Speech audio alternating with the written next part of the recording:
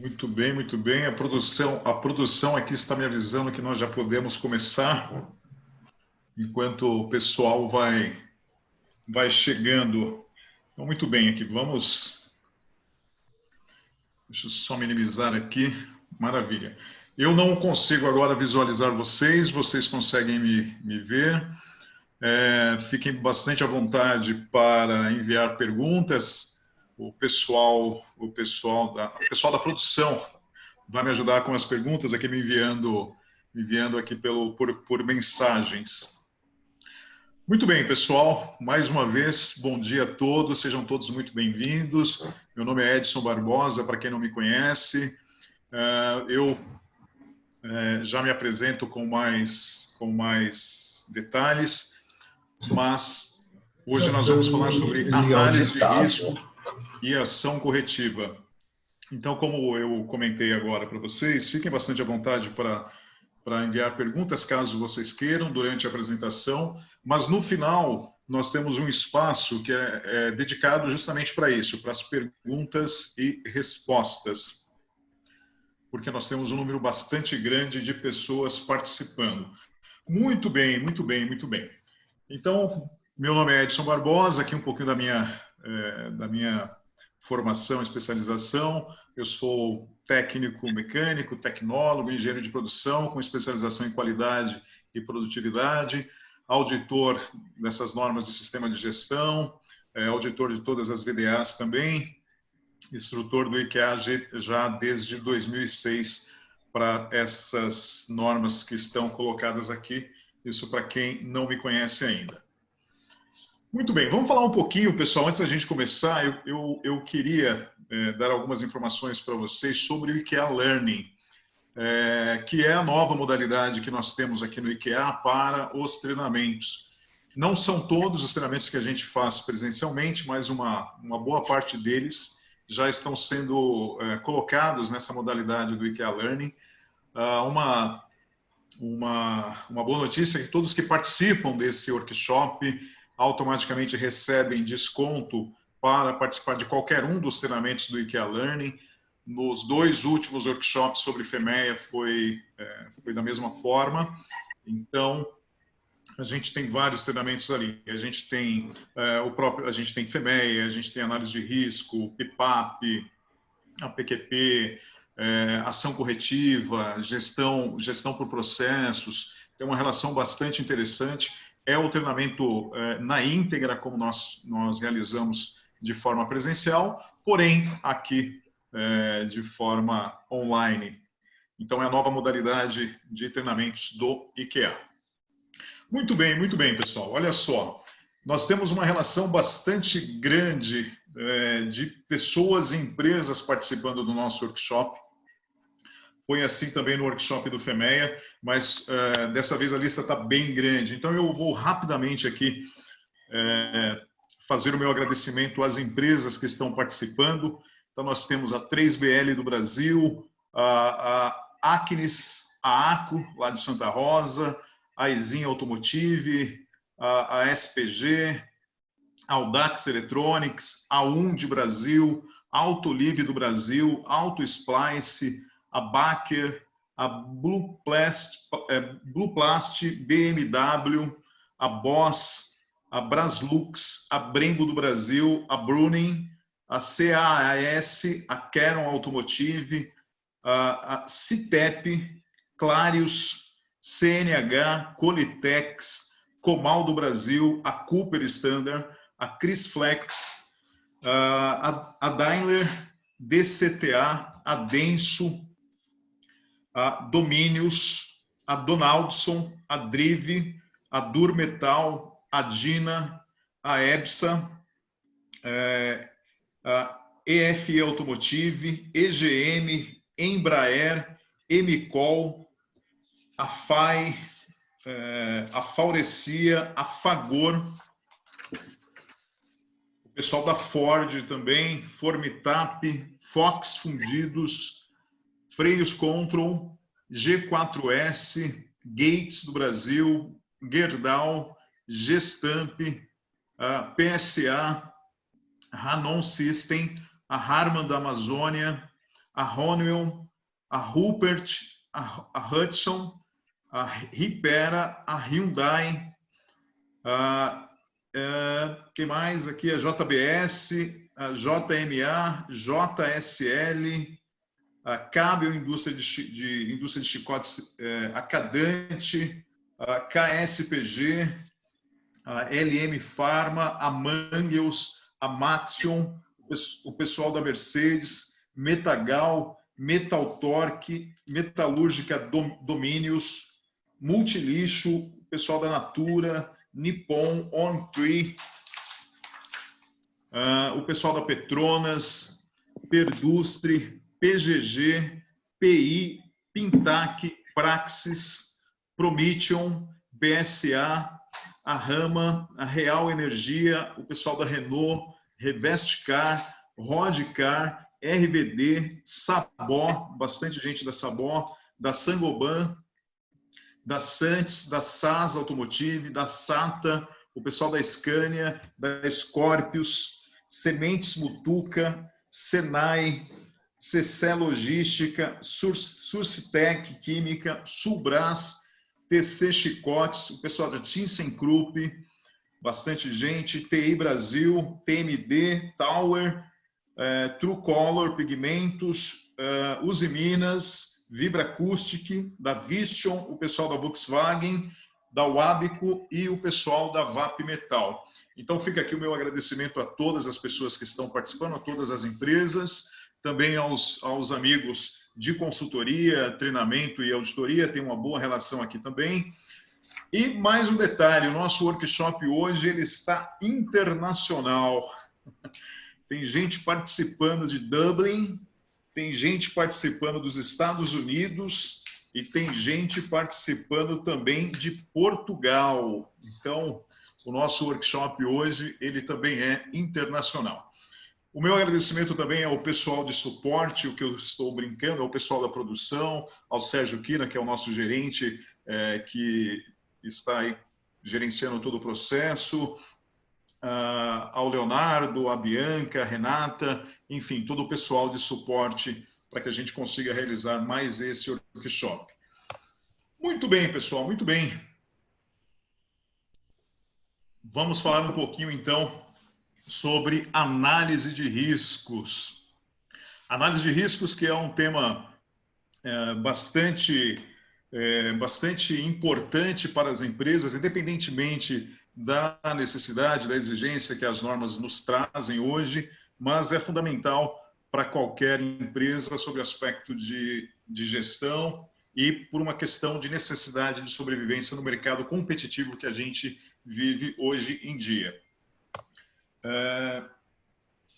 Então, nós temos aqui algumas empresas aqui. Eu queria que vocês pensassem, como nós não estamos presencialmente, né? Apenas pensem aí, vejam essas duas empresas e o que essas empresas têm em comum, a VASP e a Kodak. Eu tenho certeza que tem muita gente saudosista, e aí não precisa nem revelar a idade, muita gente que usou o filme fotográfico da Kodak, algumas pessoas que viajaram em um voo da VASP lá no passado. Mas essas duas empresas, a gente poderia citar várias outras aqui, mas essas duas empresas são duas grandes empresas e que foram líderes no mercado em que elas atuavam em determinado momento, mas que elas, por alguma razão, elas perderam não só a liderança, mas também elas saíram do mercado. Algumas razões levaram essas empresas a perder a liderança que elas tinham naquele momento, e também deixar de existir enquanto empresa. A gente poderia citar várias as razões para isso: má administração, concorrência, o mercado externo, são várias as razões, são vários os motivos.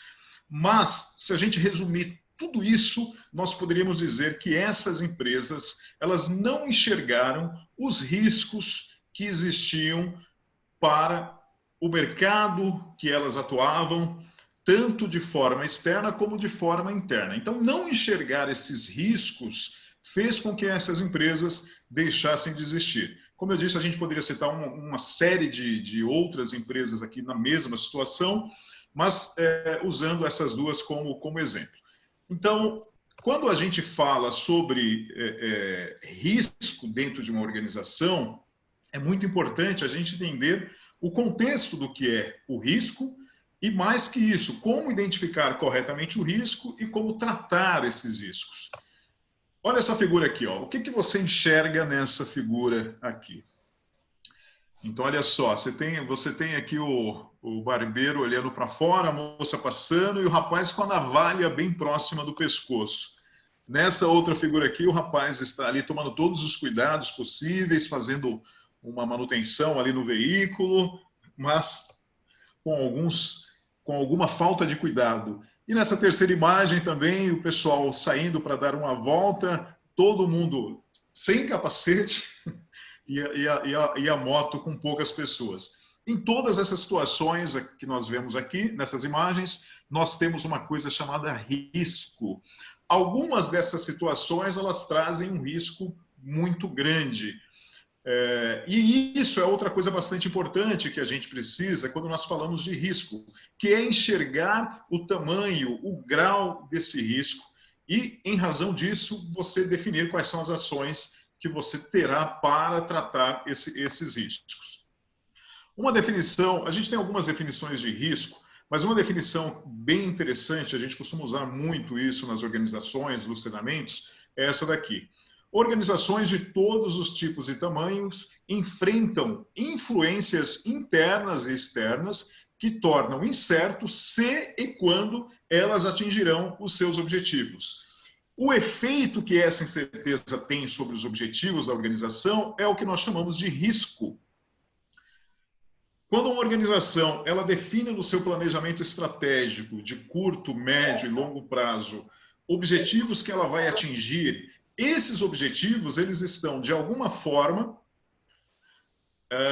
eles precisam ser avaliados sobre os aspectos dos riscos, sejam eles internos, sejam eles externos. Porque se a organização não faz isso de uma forma organizada, ela corre o risco de não conseguir atingir os seus objetivos.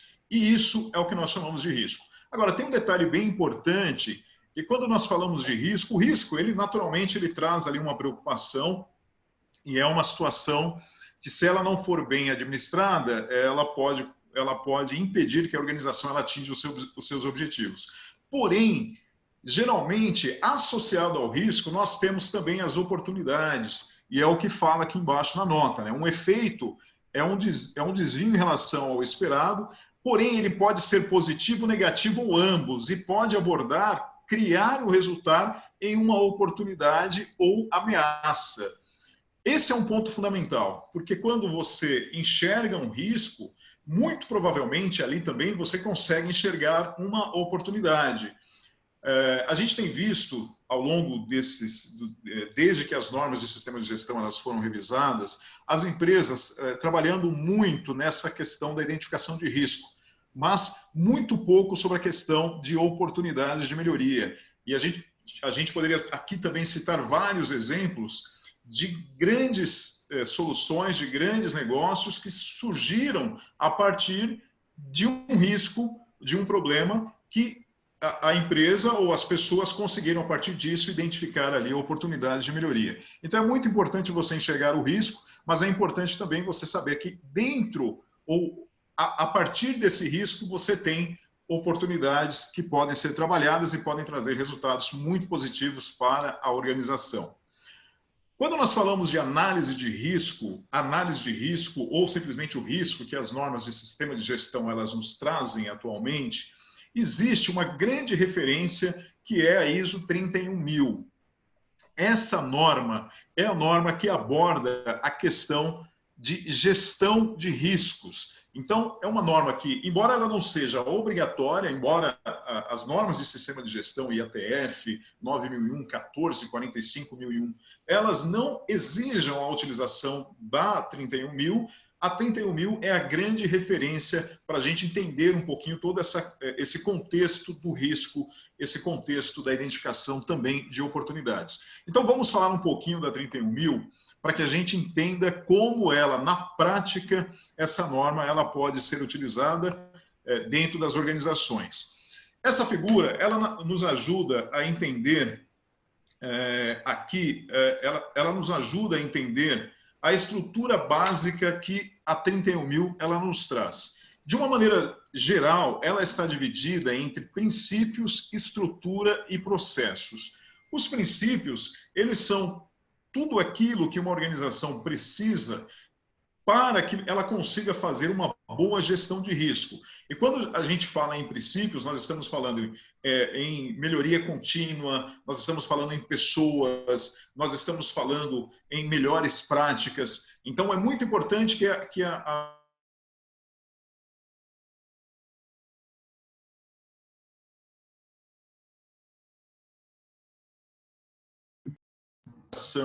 e a tratativa de riscos, e a partir dessa estrutura ela vai desenvolver ali um processo ou processos dentro da organização. Esse processo, naturalmente, é um processo que ele começa ali na alta direção e ele deve, a partir disso, ser desdobrado por todas as áreas dentro da organização.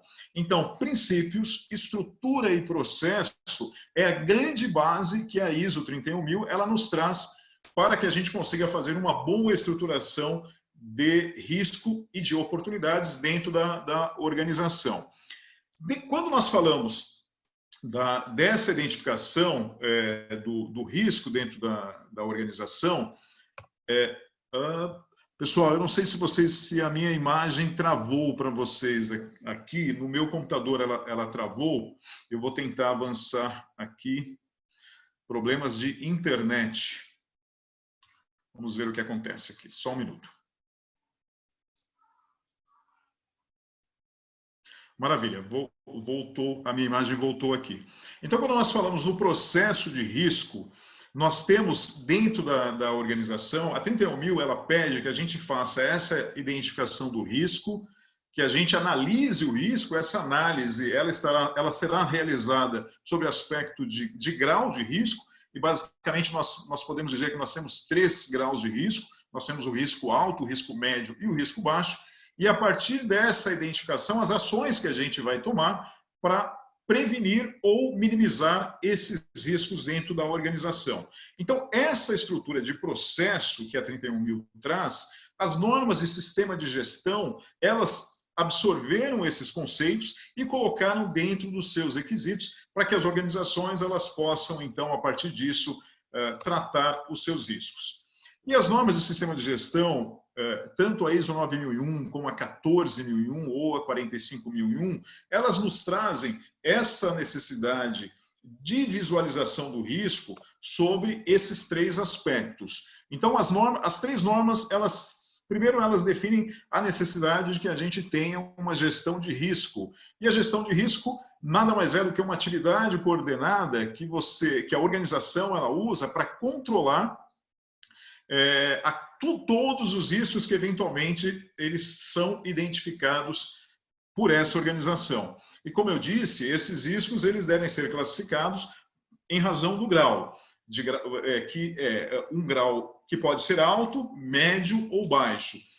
Essa definição da gestão do risco que a 31.000 traz, as normas de sistema de gestão trouxeram e criaram o que nós chamamos de gestão de risco ou mentalidade de risco, que é justamente essa estrutura de identificação de riscos e de tratativa dos riscos. Quando você olha as 3 normas, você consegue, se você conseguir identificar os itens dentro das 3 normas, a gente vai ter na ISO 9001, na 14 e na 45, a gente vai ter ali a identificação de riscos nos itens relacionados a 9, a 14 e a 45, a análise de risco no item 611, isso para as 3 normas de sistema de gestão, e o tratamento de riscos, que aí existe uma divisão de requisitos. Na 9001 ele está tratado no item 612, e na 14 e na 45 ele está no 614.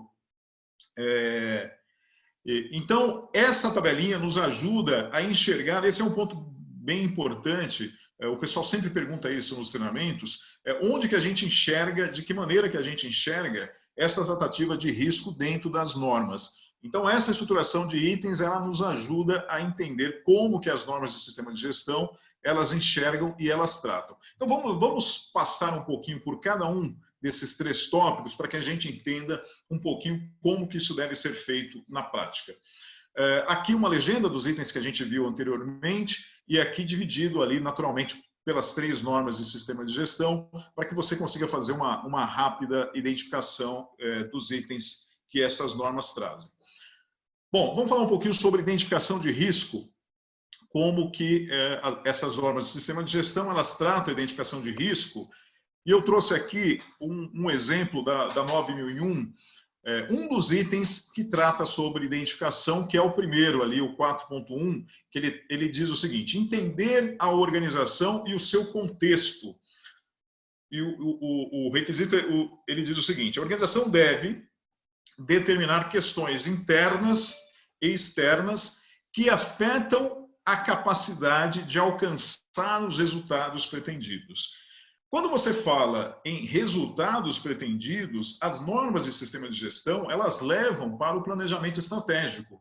É fundamental que você tenha um planejamento estratégico minimamente de curto prazo. Quando a gente monta o planejamento estratégico, a gente geralmente divide ele em curto, médio e longo prazo. Se a gente voltar para aquelas 2 empresas que eu mostrei lá no início, a VASP ou a Kodak, elas, em algum momento, elas não conseguiram enxergar os riscos que poderiam influenciar os seus resultados e elas eram líderes de mercado. Então, veja só, uma empresa, mesmo que hoje ela tenha a liderança no segmento em que ela atua, mesmo que ela seja líder de mercado, isso não garante que no futuro essa empresa continuará com essa liderança.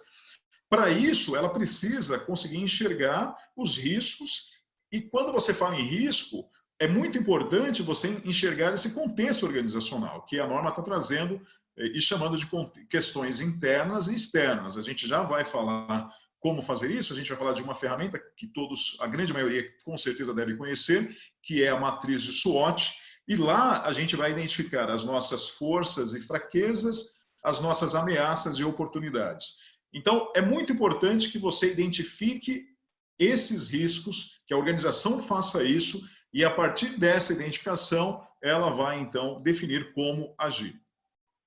Mais um item aqui da 9001, que é o 512, que ele trata sobre foco no cliente, na linha B, o item diz o seguinte: os riscos e oportunidades que possam afetar a conformidade do produto e a prestação de serviço.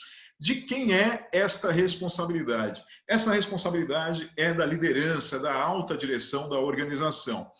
E ela deve ser inicialmente identificada, então quando a gente falou lá no 4.1 que a organização ela precisa avaliar o seu contexto organizacional, uma vez que identifica esse contexto organizacional, a organização ela precisa definir e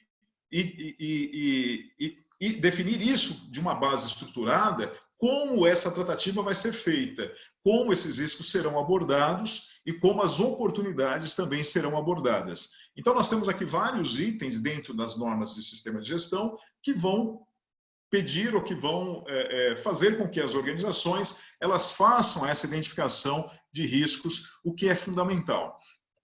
Bom, e aqui nós temos algumas ferramentas que nos ajudam a fazer essa identificação de risco. Algumas ferramentas bem conhecidas aqui pela maioria, tenho certeza, o brainstorming, a matriz de SWOT, o checklist, o diagrama de causa e efeito, que é o Ishikawa, o diagrama de tartaruga, o próprio FEMEA e os fluxogramas. A matriz de SWOT, então, onde você identifica ali os fatores positivos, você faz uma análise interna da organização e externa, identificando ali os fatores positivos e as fraquezas internamente, identificando externamente as oportunidades e as ameaças.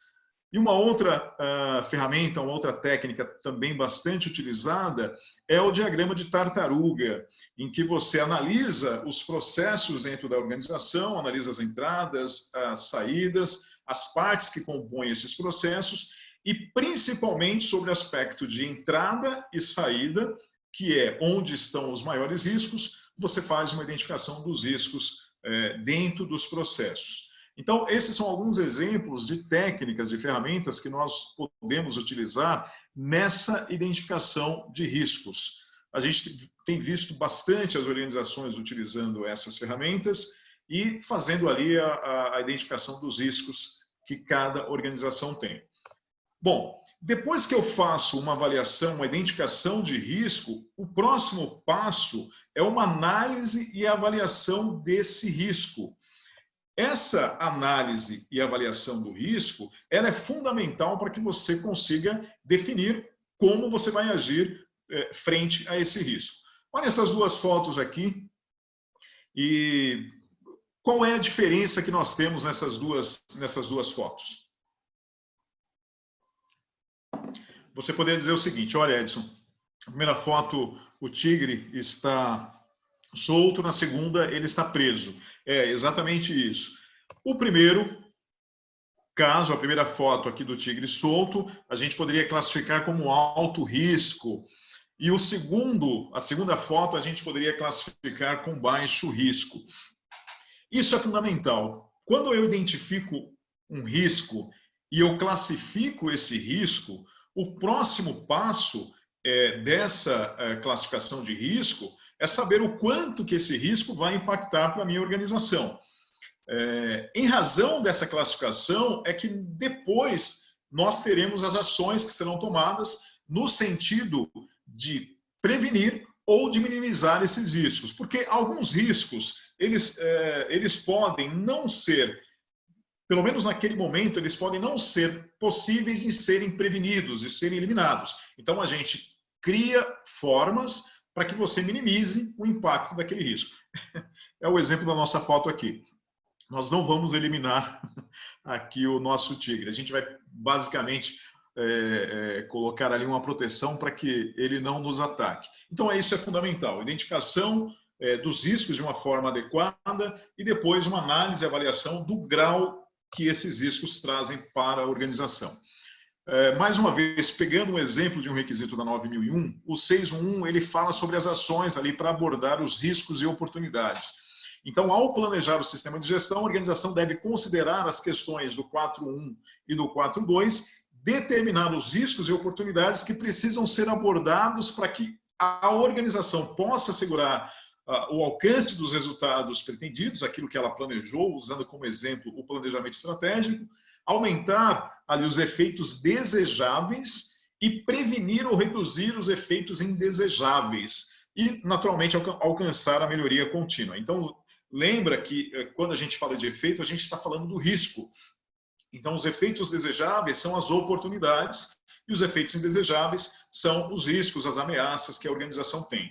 Então, com base nesse requisito, a organização ela vai, então, definir como ela pode fazer a classificação ou a análise desses riscos. Aqui a gente tem um exemplo que o pessoal também usa bastante, que é uma tabela onde você consegue enxergar ali, são critérios definidos. Esse é outro ponto importante, você precisa definir um critério para classificar os riscos que foram identificados. Não basta apenas a simples identificação do risco. A identificação do risco é um dos 3 pilares que a gente precisa dentro da organização para ali atender às normas. Então, nesse exemplo, imagina que você tenha um risco classificado ali num grau maior, ou seja, um risco alto.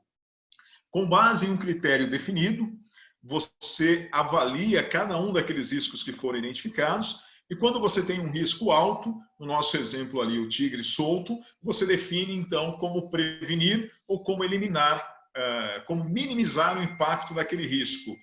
Esse impacto do risco é justamente o que você vai fazer para definir as ações. Então, se você tem um risco muito alto, você não pode simplesmente manter aquele risco, porque isso, com certeza, vai trazer um impacto muito grande para a organização e, naturalmente, vai impedir que ela alcance os resultados planejados. Então, essa classificação do grau de risco é fundamental, é necessária. A gente tem várias formas de fazer isso, uma delas é através dessa tabela. Bom, Agora, existem também ali várias técnicas que nos ajudam a fazer essa análise e avaliação. Algumas delas também conhecidas aqui pela maioria. A gente tem o GUT, que é a matriz de gravidade, urgência e tendência, análise preliminar de riscos, que é chamada de APR, o próprio FEMEA, inclusive na revisão atual, agora, o FEMEA ele mudou sobre alguns aspectos, e um deles é que o NPR não é mais a referência. Agora, a referência para classificação de risco é uma tabela chamada de prioridade de ação. Então, através dessa tabela, você define qual é a prioridade de ação. Essa prioridade de ação, naturalmente, ela está totalmente associada ao risco que aquela falha pode trazer para o processo. E o outro exemplo também é o RASOP, que é uma outra técnica, uma outra metodologia que a gente usa bastante para avaliação de risco. Então, eu identifico o risco, uma vez identificados os riscos, agora, não apenas riscos, a identificação de riscos e oportunidades, uma vez identificados os riscos e as oportunidades, a segunda etapa é a classificação, é a análise do grau desse risco, que geralmente nós vamos classificar como risco alto, médio e baixo. E cada empresa, então, define ali como tratar cada um desses 3 tipos de riscos. Muito bem, identificamos o risco, avaliamos o grau desse risco. O próximo passo, então, é justamente você definir o que fazer, ou seja, qual é a nossa ação, quais são as nossas ações, no sentido de minimizar ou prevenir esse risco.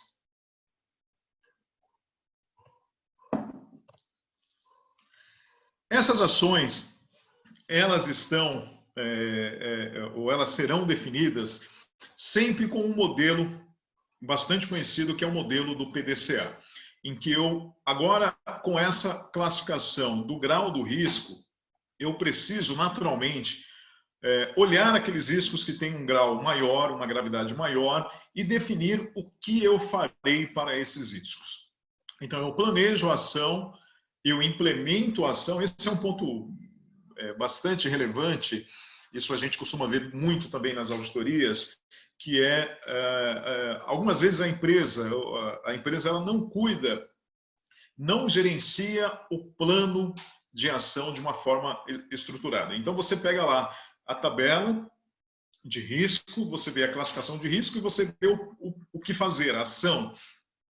E aí você pede para ver ali a evidência de que aquela ação ela foi executada. Algumas vezes isso não existe. Então, monta-se a tabela, define o grau do risco, define a ação, mas ninguém gerencia a implementação, que seria a segunda etapa, de realizar aquelas ações conforme foi planejado, e depois que essa ação estiver implementada, a verificação do resultado, que é outra coisa muito importante. Ora, se você tinha um risco classificado como alto, você definiu uma ação, você implementou aquela ação, o próximo passo é você verificar se aquela ação implementada, ela trouxe os resultados que você esperava.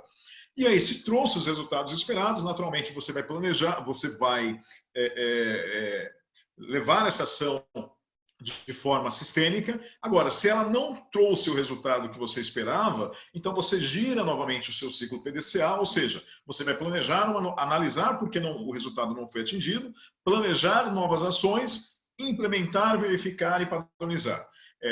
Esse é o conceito que a gente precisa, e é isso o que se espera da organização no que diz respeito à gestão do plano de ação.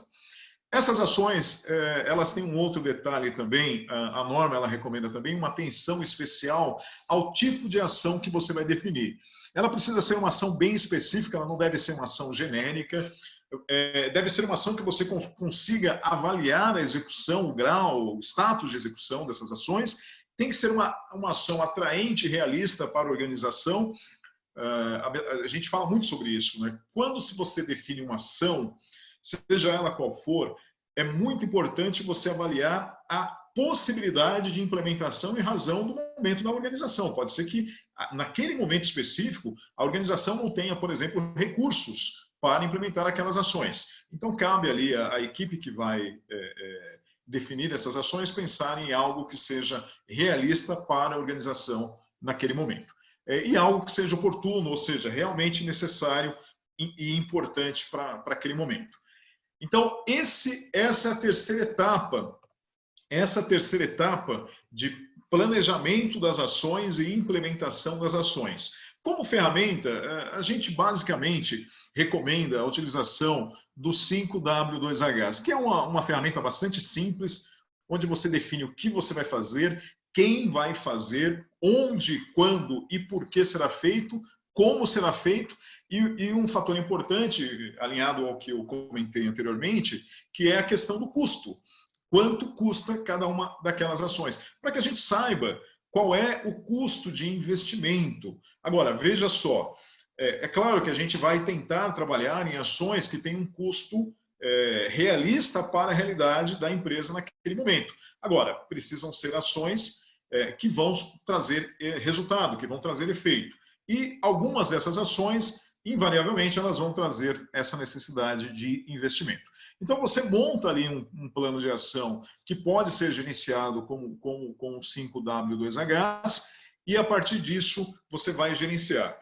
Eu tenho visto muito nas organizações o pessoal usando o 5W2H de maneira bastante organizada. Então, cada processo dentro da organização, uma vez feita a sua análise de risco, uma vez realizada a classificação do risco, então cada processo monta ali o seu plano de ação com base no 5W2H e a partir disso vai gerenciando esses riscos. Agora, é muito importante você, como eu disse lá anteriormente, é você gerenciar o resultado, avaliar o resultado que essas ações trouxeram ali para a organização.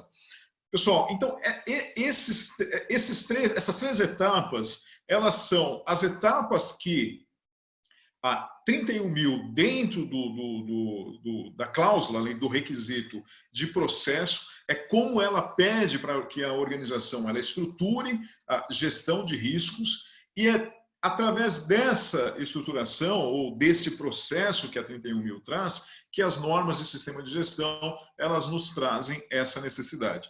Então é muito importante você não esquecer de realizar cada uma dessas três etapas: identificação, classificação e o planejamento. É isso que a gente vai cobrar, é isso que a gente vai ver nas nossas auditorias. Ok? Muito bem. Pessoal, se alguém tiver alguma pergunta, por favor, fique à vontade, deixe-me ver aqui o que o pessoal da produção aqui me trouxe. Se alguém tiver alguma pergunta, pode fazer agora. Se não, lá no finalzinho, a gente também, como eu disse, nós vamos ter um espaço ali para a gente... para que vocês possam fazer as perguntas. O pessoal estava me falando que o meu som estava picotando um pouco, então provavelmente é algum problema com a internet, mas eu espero que isso já tenha sido resolvido. Maravilha, vamos seguir então, vamos falar um pouquinho agora sobre ação corretiva. Ação corretiva que é outro item, é outra exigência que a gente costuma perceber ali uma certa necessidade ali de entendimento conceitual dentro da organização. Vamos falar um pouquinho da ação corretiva, vamos entender um pouquinho esse conceito também. O primeiro ponto é assim, o que as normas de sistema de gestão elas trazem? O que é uma não conformidade? Uma não conformidade é um não atendimento a um requisito ou a uma especificação. Esse é o ponto de partida. Então, por exemplo, quando um cliente ele faz uma reclamação de um produto ou de um serviço, essa reclamação ela vai naturalmente gerar uma não conformidade. Então, por que ele está fazendo essa reclamação? Porque o seu produto ou o seu serviço não está atendendo a um requisito, né? O requisito é uma exigência. Então, o teu produto não atendeu a uma exigência e, em razão disso, gerou uma não conformidade, gerou uma reclamação.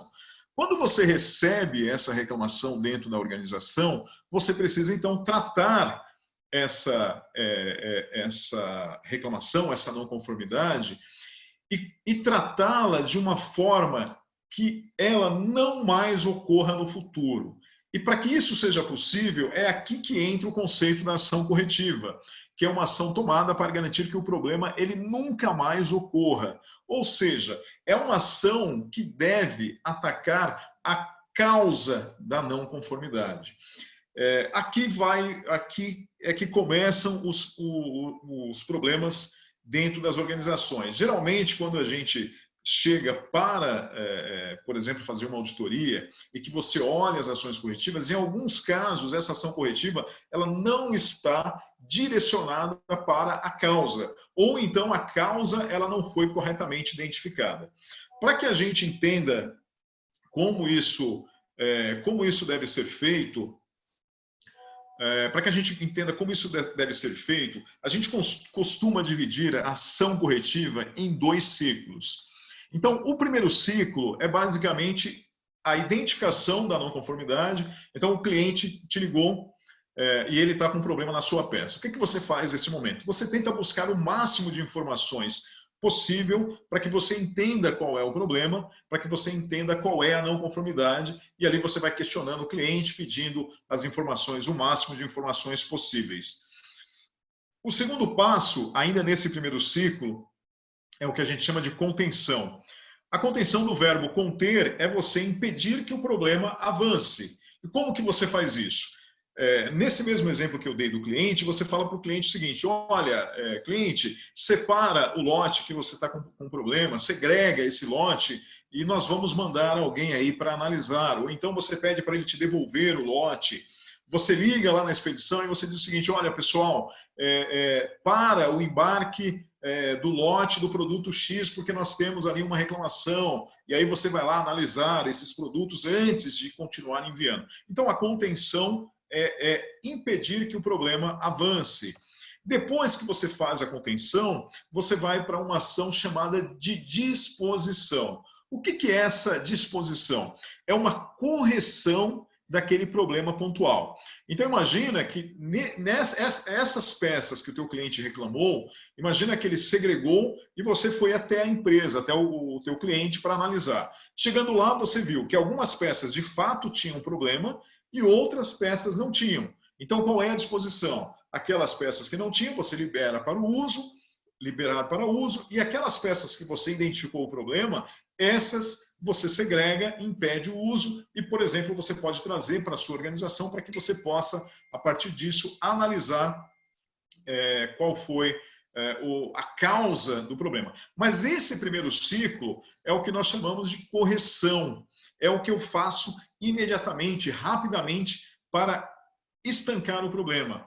E geralmente é o que a gente precisa fazer mesmo, né? Porque quando o cliente reclama, você não tem muito tempo de fazer uma análise detalhada de causa, você primeiro precisa resolver o problema dele e você precisa impedir que aquele problema avance, que ele siga adiante. Muito bem. Bom, quando você tomou a primeira ação, que é a ação de correção, ou seja, é o primeiro ciclo, aí você vai para o segundo ciclo. O segundo ciclo, ele começa com uma análise de causa ou de causas. Essa análise de causa, ela é fundamental porque a ação corretiva, ela está ou ela deveria estar baseada nessa análise de causa. E aqui você vai, naturalmente, envolver pessoas com conhecimento, com experiência, você vai usar técnicas específicas para a identificação dessas causas e nada será feito até que você identifique essas causas. Aqui também você vai identificar, uma vez que você identifique as causas, você vai identificar qual é a ação corretiva. E esse é o ponto bem relevante. Essa ação corretiva, ela deve ser sempre uma ação ligada à causa que foi identificada. Um exemplo simples que eu costumo usar nos treinamentos. Imagina um cano de água e você tropeça no cano de água e você quebra o cano de água. Imagina um cano de água que está exposto lá em uma sala. Bom, se a gente voltar para o primeiro ciclo, a não conformidade, você quebrou o cano, está vazando água. Então, a não conformidade é o vazamento da água. A contenção é alguém fechar o registro. E a disposição é alguém vir e consertar o cano. Veja, mas nós não falamos em causas, nós não perguntamos por que o cano foi quebrado. Nós simplesmente consertamos o cano, ligamos novamente o registro e vida que segue. Agora, se é necessária uma ação corretiva, aí não. Aí nós precisamos identificar qual causa ou quais causas levaram ao rompimento daquele cano. Então, a gente poderia dizer como causa que o cano foi rompido porque ele estava exposto. Muito bem. Imagina que você tenha um cano exposto, então qual seria a ação corretiva? Olha a definição. Para impedir que no futuro alguém novamente tropeçasse e quebrasse o cano. Então você poderia, por exemplo, dizer que a ação corretiva na causa, cano exposto, seria embutir o cano, por exemplo, no piso. Aí você vai, define essa ação, define um responsável, esse responsável implementa, ou seja, faz o embutimento do cano, depois você analisa a eficácia, analisar a eficácia é avaliar se aquela ação realmente impediu que aquela causa voltasse a acontecer no futuro. Então você transita ali pela sala, ninguém mais consegue quebrar o cano, porque a causa cano exposto foi eliminada, e a partir disso você vai para uma coisa que a gente chama de abrangência, que é verificar se existem outros canos em outras salas também expostos. Se houverem, aí você vai fazer o quê? Você vai fazer uma abrangência dessa ação corretiva, que é basicamente embutir o cano também nas outras salas. Isso é o que a gente chama de segundo ciclo. E só uma correção, uma correção ali não é correção, aqui é ação corretiva. O segundo ciclo, então, é ação corretiva, porque eu tratei a causa. Isso é o que a gente faz quando você tem uma não conformidade sistêmica, uma não conformidade grave, uma reclamação de cliente. Então é sempre primeiro ciclo e segundo ciclo. O primeiro ciclo, a correção, o segundo ciclo, a ação corretiva. Bom, e essa ação corretiva, existem várias, a gente tem várias técnicas ali que podem ser utilizadas nessa ação corretiva, mas uma delas é justamente o 8D. E aqui nessa figura a gente vê o 8D estruturado no PDCA. Então, identificação do problema, análise do processo e a definição do plano de ação, tudo isso está na fase de planejamento. Uma vez que eu entendi o problema, identifiquei as causas, defini o plano de ação, aí eu venho para o D, que é a execução da ação, conforme o que foi estruturado no plano de ação, eu implemento essas ações e depois eu venho para a terceira etapa, que é a verificação, ou seja, a verificação do resultado daquela ação corretiva. E o último ciclo, que é o ciclo de padronização e conclusão, quando eu vejo se aquelas ações, elas de fato eliminaram aquela não conformidade, aquela reclamação. Esse é um ponto importante também. A ação corretiva, para que ela seja eficaz, efetiva realmente, eu preciso avaliar sobre o aspecto daquela causa que você identificou. Porque um problema, ele pode acontecer ou voltar a aparecer no futuro por uma outra razão, ou seja, por uma outra causa. Então, nesse aspecto, aquela ação corretiva primeira que você implementou, ela foi eficaz, porque ela eliminou a causa. Agora, surgiu uma nova causa que não foi identificada inicialmente, aí você vem para uma nova ação corretiva. E aí você também precisa fazer uma gestão dessas ações. Aqui a gente tem um exemplo que é um formulário que a gente chama de A3 Report, mas existem vários outros também, em que você faz ali a gestão de todas essas 8 etapas ali para a implementação de uma ação corretiva. Muito importante também essa gestão para que você possa depois avaliar se de fato aquela ação corretiva ela foi eficaz, se ela surtiu, se ela trouxe os resultados que você esperava. Muito bem, pessoal, maravilha. Chegamos então agora ao nosso momento, ali, ao nosso espaço para perguntas. Aqui o pessoal me mandou algumas mensagens aqui. Fique à vontade, se vocês tiverem alguma pergunta, estou à disposição. Deixe-me ver aqui o que o pessoal mandou. Muito bem, tem uma pergunta aqui do Clécio Carvalho, que é a seguinte. Vamos ver. Clécio, se você quiser, pode, por favor, interagir também.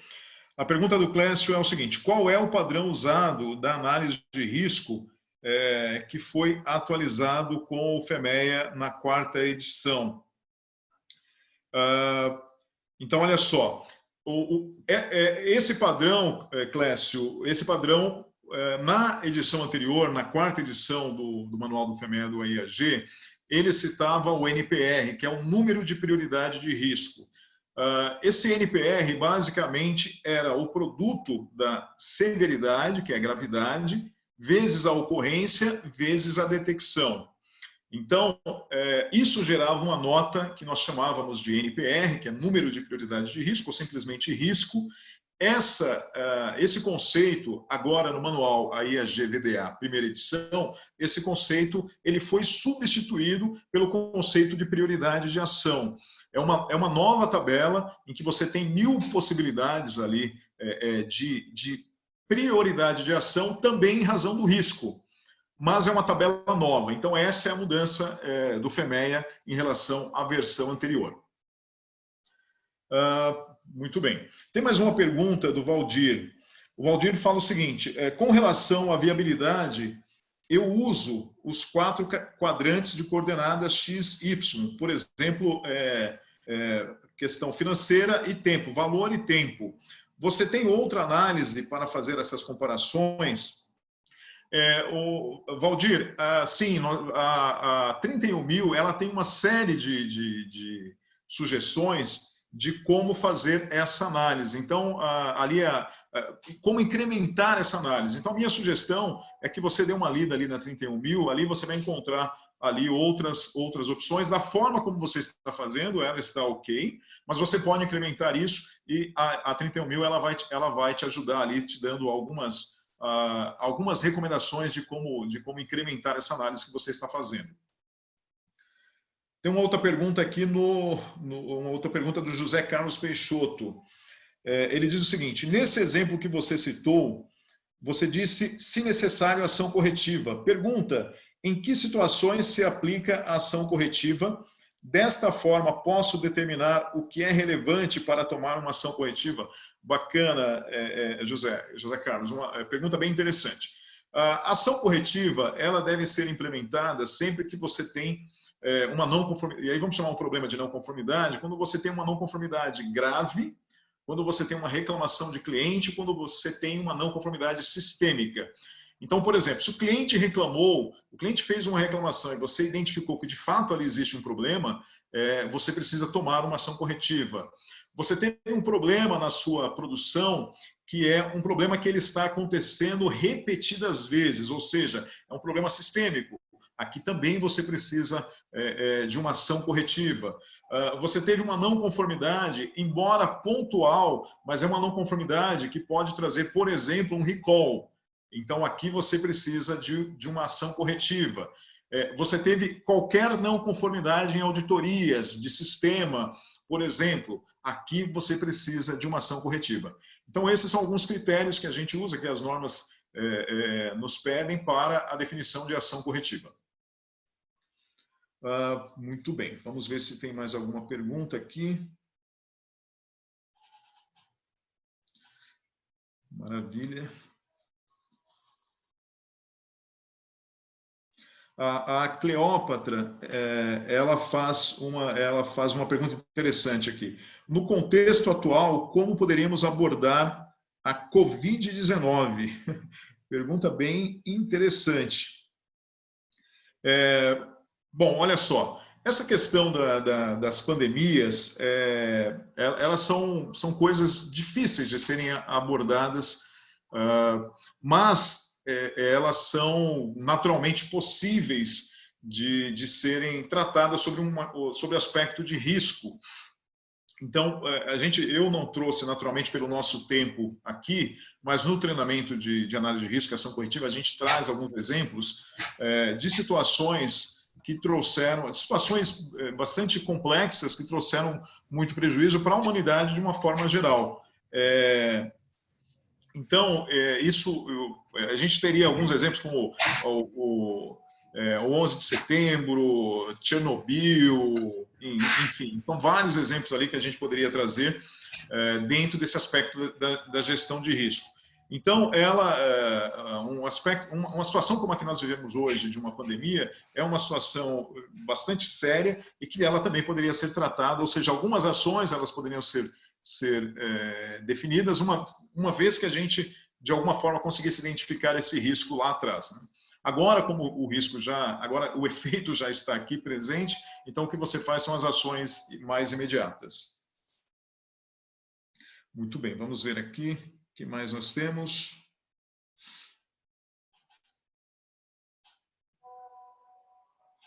Já tem uma pergunta do Newton aqui. Ele pergunta o seguinte: com a revisão do FEMEA, houve alguma mudança de conceito da análise de risco na IATF ou na ISO 9001? Não houve, Newton, não houve mudança nas normas de sistema de gestão.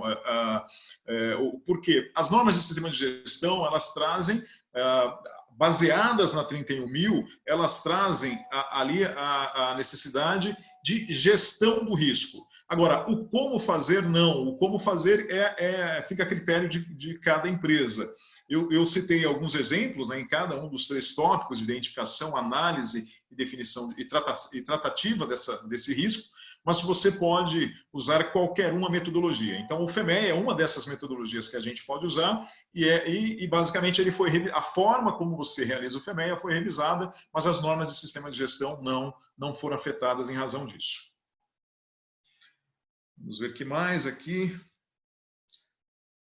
A pergunta do Cláudio Moisés, ele diz o seguinte: Edson, sobre os casos de riscos relacionados à segurança, existe alguma particularidade, alguma norma de referência? Cláudio, a norma de referência vai ser sempre a 31.000. Como eu disse, embora as normas de sistema de gestão elas não tragam especificamente a obrigatoriedade de utilização, a minha principal recomendação para você é que use a 31.000 como referência, porque lá você tem um detalhamento muito grande, não só dessas 3 etapas de processo que eu trouxe aqui na nossa conversa, mas também de princípios e da estrutura que você pode trazer dentro da sua organização. E aí, para tratar riscos relacionados à qualidade, riscos relacionados ao meio ambiente, riscos relacionados à segurança, saúde e segurança, essa é a grande referência. Muito bem, vamos ver o que mais. O Elderson Silva, ele pergunta aqui: se eu identifico um tipo de falha, a mesma já aconteceu em um determinado produto e tenho o risco de ter a mesma falha em um produto similar, eu classifico a extensão da ação como abrangência ou ação preventiva? Muito boa pergunta, Elderson. Uma pergunta bem interessante, sim. Bacana. Olha só, quando você tem, se a causa ela é a mesma, então vou usar o seu exemplo. Você teve um problema, uma não conformidade, uma reclamação de um cliente em um determinado produto. Você fez a análise e você viu que aquela causa, veja, não a não conformidade, a causa, ela pode estar presente em outros produtos. Então, o que você faz? A ação corretiva, a abrangência dessa ação corretiva, ela deve ser aplicada para os outros produtos também. Então, isso é uma abrangência da ação corretiva. O que seria uma ação preventiva? Imagina que o problema não aconteceu. Então, ali, se o problema não aconteceu, não houve uma reclamação, não houve uma devolução, por exemplo, aí você tem uma ação preventiva. Vou usar o meu exemplo do cano aqui. Então, nós tivemos um cano que ele foi quebrado em uma sala e a ação corretiva foi, então, em razão da causa cano exposto, foi embutir o cano. Veja só, se eu tenho outras salas construídas com canos expostos, o que eu vou fazer nas outras salas é uma abrangência desta ação corretiva, porque eu estou tratando a causa e não o problema. Algumas pessoas dizem, mas Edson, mas na sala ao lado o cano não foi quebrado. Sim, mas você não está tratando o problema cano quebrado, você está tratando a causa cano exposto. Então, se você tem um cano exposto aqui e outro ali, isso é uma abrangência da ação corretiva. Agora, imagina que você vai fazer uma nova sala, um projeto de uma nova sala. Nesse caso, é uma ação preventiva, porque aí no projeto você vai definir que o cano ele tem que ser embutido. Uma ótima pergunta também. Vamos ver aqui. Vamos ver aqui o que mais.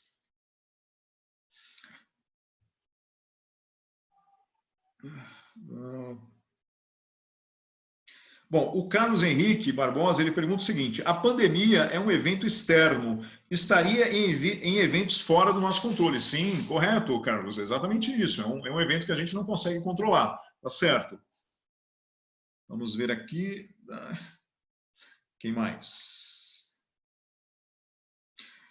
O Antônio Cavalcante, ele diz o seguinte, na segurança temos riscos que enxergamos e controlamos, risco que enxergamos e não controlamos, e o que não enxergamos e não controlamos. Como tratamos isso? Boa pergunta também, Antônio. Isso é verdade, realmente. Alguns riscos você enxerga e você trata. Alguns riscos você enxerga, mas essa questão do risco, Antônio, ela está muito associada ao grau do risco. Em alguns casos, quando você identificou o risco e você classificou o grau do risco, você vai, em algumas situações, de fato, ter riscos que estão classificados ali como grau baixo. Se eles são de grau baixo, você pode até conviver com o risco. Um risco de grau baixo, alinhado ali a sua pergunta sobre o aspecto de segurança, geralmente são riscos que não afetam a segurança ou a saúde do operador, do funcionário, enfim. Então, pode ser que você conviva com esse risco. Agora, aqueles riscos que você não enxerga, aí, de fato, você não tem como tratar. Isso é uma questão, até fazendo um link também com a questão da ação corretiva, as pessoas perguntam muito sobre isso. Edson, a gente não consegue identificar todos os riscos, de fato você não consegue. Você precisa fazer a melhor identificação possível de riscos, assim como você deve fazer a melhor identificação possível de causas de uma não conformidade, e ali, uma vez identificado, você trata, aí você trata de maneira efetiva. Agora, aquilo que você não conseguiu identificar, seja um risco, seja uma causa, de fato você não tem como tratar. Tem uma brincadeira, né, que o pessoal fala algumas vezes, diz assim, olha, quando você sabe que aquilo que você está fazendo é errado e você faz errado, aí você está pecando. Agora, se você não sabe que aquilo é errado, então você não está pecando, porque você não sabia. O problema é quando você sabe. Mas é muito importante você, volto para a segunda etapa, para a primeira e segunda etapa, você ter técnicas, ferramentas para se fazer uma boa identificação de risco, para se fazer uma boa identificação de causas. Esse é um problema que a gente vê muito nas organizações. A identificação tanto de riscos como a identificação de causas da ação corretiva, muitas vezes ela é superficial. Então é isso que precisa ser tratado. Quanto melhor for, quanto mais preparadas as pessoas estiverem, melhor será essa identificação de riscos, aí vai minimizar isso que você está comentando e também será melhor a identificação de causas. Vamos ver o que mais aqui. Vamos ver se o Enéas tem uma pergunta que é o seguinte: como será a aplicação das ferramentas de avaliação de risco e ação corretiva depois da Covid-19? Tem alguma metodologia para a indústria automotiva? Boa pergunta também, Enéas. Como eu disse, é uma situação muito atípica, ninguém estava preparado para isso. Os governos não estavam, as organizações não estavam, os profissionais não estavam, ninguém estava preparado para isso. Mas o que a gente tem discutido bastante, vários fóruns sobre o tema, nós vamos sair desse cenário, dessa situação de formas diferentes. Quando eu falo nós, governo, as organizações e os profissionais. Então, o quanto e como isso vai impactar a análise de risco, a própria ação corretiva, as ações corretivas dentro da organização, eu não consigo responder. Mas o que eu consigo dizer é que sim, nós teremos mudanças ali em razão de todo esse cenário que nós vivemos, de todos os reflexos que isso está nos trazendo, que continuará nos trazendo, e das lições aprendidas que todos teremos. Então, eu tenho certeza que alguma mudança com certeza virá. Bacana. Eu não sei se eu deixei de responder alguma pergunta, pessoal. Se alguém tiver alguma pergunta, por favor, fique à vontade também. E aí o pessoal da produção aqui me ajuda aqui.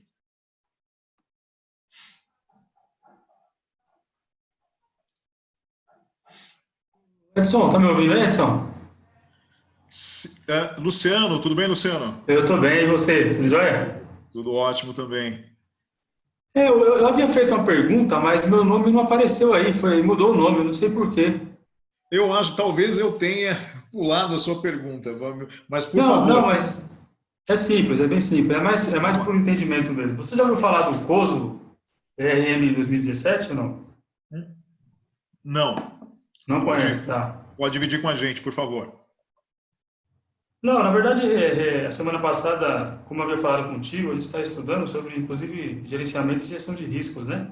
Uhum. Então, na verdade, é um guia, né? Muito parecido com a ISO 31000, só que eles tratam os riscos de formas diferentes, né? Métodos diferentes apenas, né? Eu pensei que você soubesse alguma coisa um pouco mais profunda aí. Não, eu vou ficar te devendo, Luciano, vou ficar te devendo. Não, sem problema. Acho que o que foi explanado já é suficiente. Bacana, muito obrigado. Obrigado pela participação, viu? Não, eu que agradeço. Obrigado. Tem mais uma pergunta aqui do Wagner. O Wagner pergunta o seguinte: Edson, alguns modelos e análise de causa são requeridas análise de causa sistêmica e detecção. Poderia dar algum exemplo? Ô Wagner, vamos ver se eu entendi a sua pergunta. Alguns modelos de análise de causa requerida análise de causa sistêmica. Esses modelos, Wagner, eles estão. Se a gente pega todos esses modelos, eles, na sua grande maioria, eles estarão ligados ali ao conceito do 8D, que eu mostrei anteriormente. Agora, alguns requisitos de cliente, eles vão trazer metodologias específicas para que você possa tratar essas ações corretivas. Mas, veja, todas essas metodologias, todos esses requisitos, de uma forma geral, eles estão ali alinhados com a metodologia 8D. Então, você tem o próprio CQI, os CQIs tratam sobre isso, o MASP, enfim, várias metodologias tratam sobre isso e vão trazer formas ali diferentes de você aplicar, mas todas elas dentro da mesma linha de raciocínio que é o 8D, que está dentro do PDCA.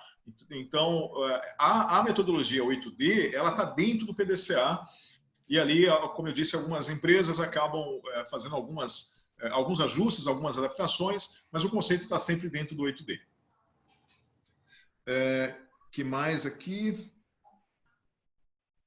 Vamos ver, tem mais uma pergunta aqui, que é do Alexandre Aguiar. A Covid é uma mudança no contexto da organização, tem que ser analisada. Alexandre, ótima pergunta também. A gente falava sobre isso também na semana passada, inclusive.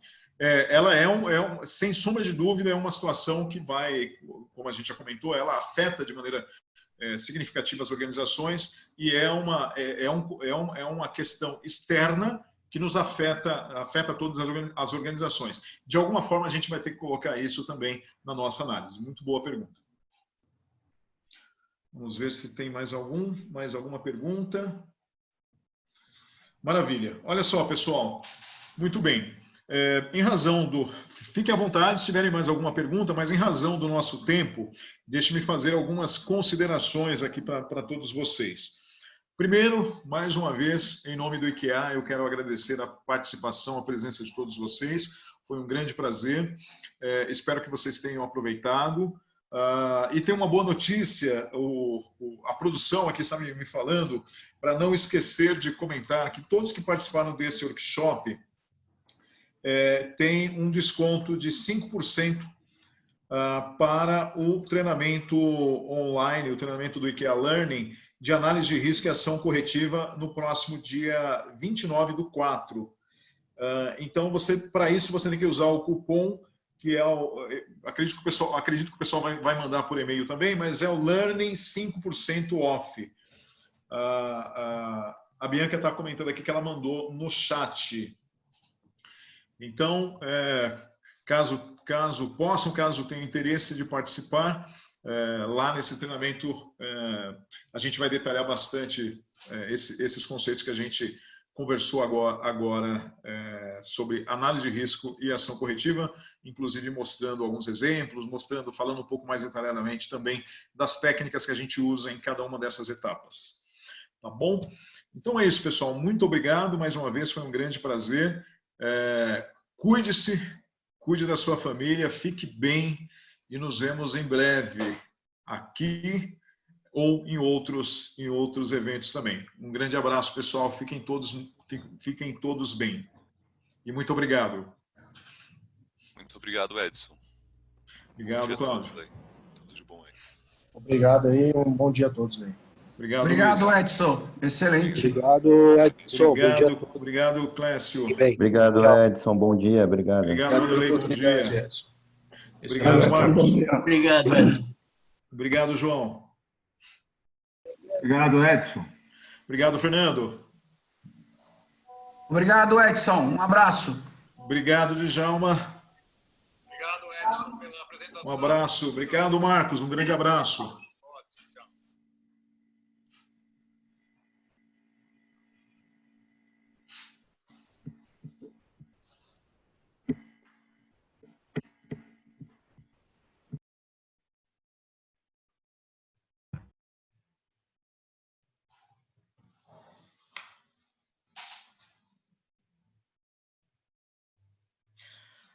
Eu não sei se o Vanderlei ainda está na sala. O Vanderlei fez uma pergunta. Vanderlei, você ainda está se estiver na sala, me chama aqui. Oi, Edson, ainda estou na sala. Maravilha. Vamos lá, deixa eu ler sua pergunta aqui.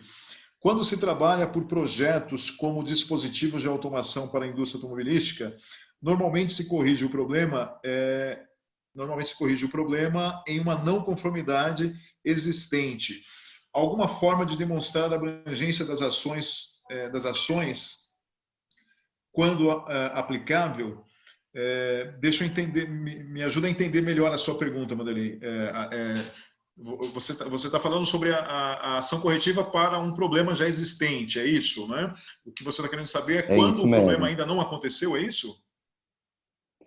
Não, assim, como você trabalha com um dispositivo de automação, né, que é o caso que eu estou agora, né, como você demonstra uma abrangência? Por exemplo, quando você pega, um problema de pintura, que é algo comum, que a maioria dos dispositivos tem pintura, né? Legal. Aí você até consegue fazer a abrangência. Agora, quando é um problema específico daquele projeto, como você documenta que você tentou explorar essa abrangência, mas infelizmente ela não foi aplicável, né? Entendi. Quando é projeto, Vanderlei, a gente costuma fazer isso. Agora eu entendi, a gente tem alguns exemplos, inclusive, quando é projeto, geralmente a gente vai usar o FEMEI ali como a ferramenta principal primeiro para identificar de maneira prematura, né, esses problemas que eventualmente você pode ter no projeto. Agora, veja, mesmo você fazendo um bom FEMEA lá no início, antes de você realizar o projeto, isso não garante que você consiga identificar todos os problemas. Com o FEMEA, você já vai tomar as ações ali para aqueles problemas imediatos, né, que poderiam acontecer. Agora, se durante... E aí, como que você faz a abrangência disso?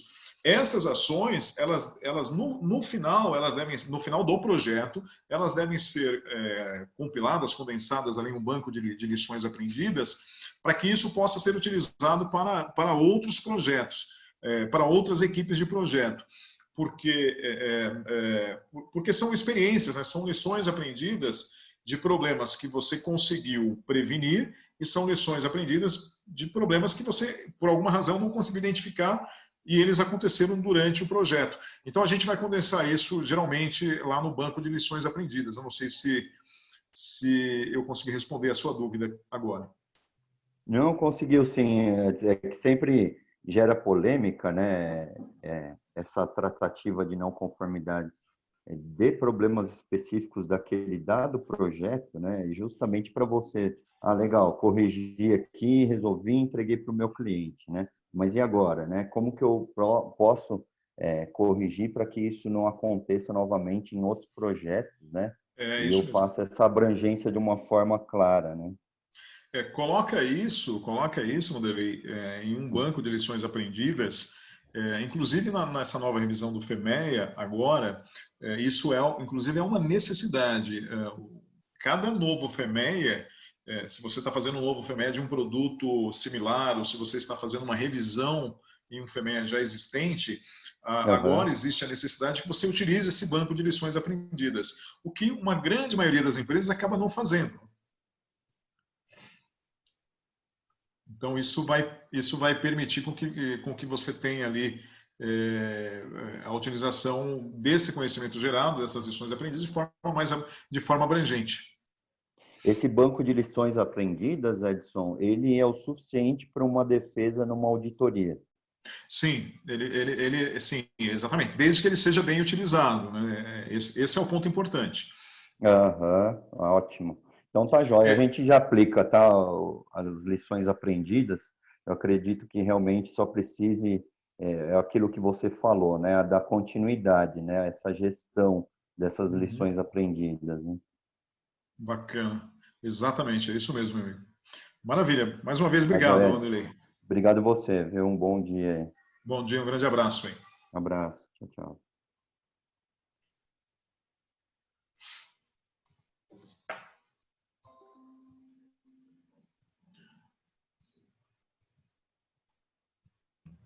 Edson. Marcos. Oi, tudo bem? Tudo Escuta, jóia. Edson, parabéns pela apresentação. Só queria saber Obrigado. se vocês poderiam disponibilizar o material aí da apresentação para a gente, só para servir como um guia. Claro, claro. Se Eu mandar vou. por e-mail. O material, esse material é um material. Quando a gente monta o material e ele passa a ser um material de uso exclusivo do IKEA. Então, eu vou te pedir, por favor, Marcos, que você depois, no e-mail que o pessoal vai te mandar, manda essa pergunta para o pessoal e eles vão te responder. Pois não. Tá Pois não, bom? muito Eles vão te mandar obrigado, viu? uma pesquisa também, provavelmente. Aí, por Ok. favor, coloque essa questão, porque o material ele fica de propriedade do IKEA. Entendi. Não, eu entendi. Não tem problema não. Mas eu Tá bom? agradeço aí, parabéns, viu, Edson? Imagina, eu que agradeço a sua participação, Marcos. Grande abraço aí. Um abraço. Tchau.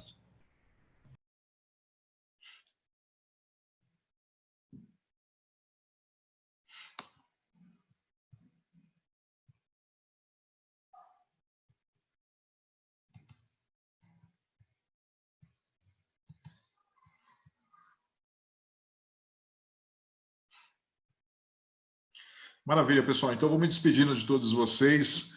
Para quem ainda está na sala, um grande abraço e nos vemos em breve. Parabéns, Edson, pela apresentação aí. Maravilha. Obrigado, Ed Carlos. Grande abraço. Obrigado pela participação, hein?